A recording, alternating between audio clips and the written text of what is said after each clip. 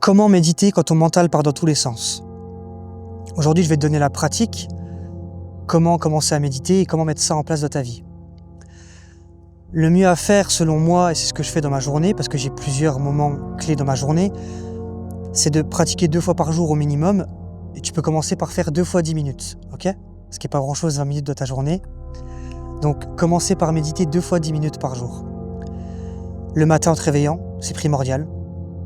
Et moi, personnellement, je cale ça en fin de journée vers 15, 16 heures, 17 heures, parce que j'ai eu tout le flot de ma journée qui m'a submergé et j'ai besoin de retrouver du calme avant de passer à la soirée.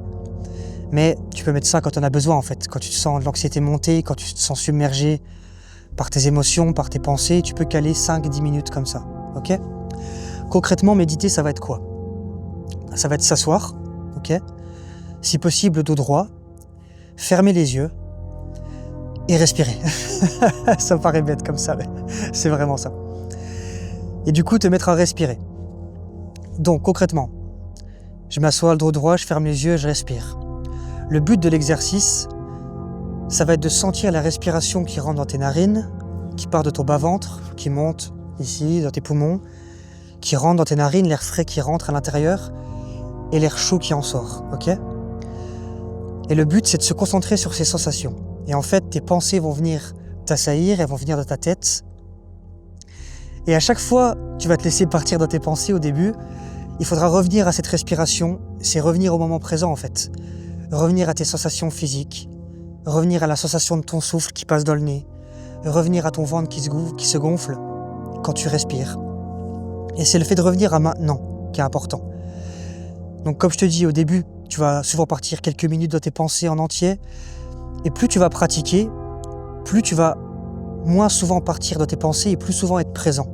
Et en fait, ce qu'on cultive en méditant, c'est pas forcément la paix, c'est pas forcément le bien-être, même si ça va de pair avec, c'est cet état de présence, cet état de non-dualité envers notre anxiété, envers les choses, envers nous-mêmes.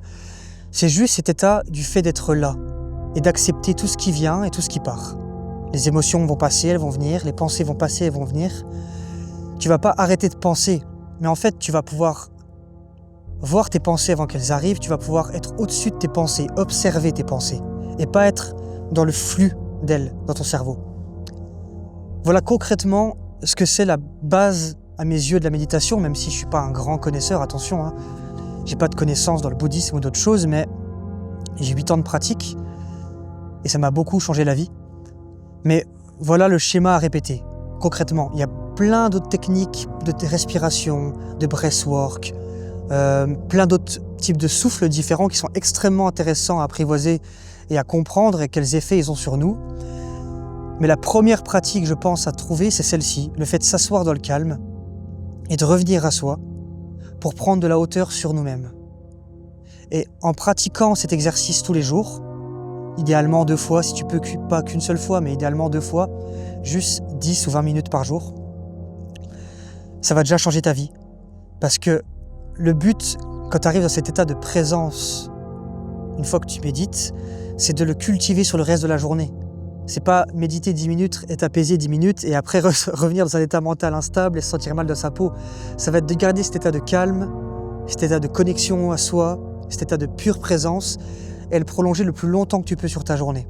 Et en fait, essayer d'être apaisé tout au long des actions et être aligné avec toi-même dans toutes tes actions de ta journée, faire du sens dans tout ce que tu fais dans ta journée.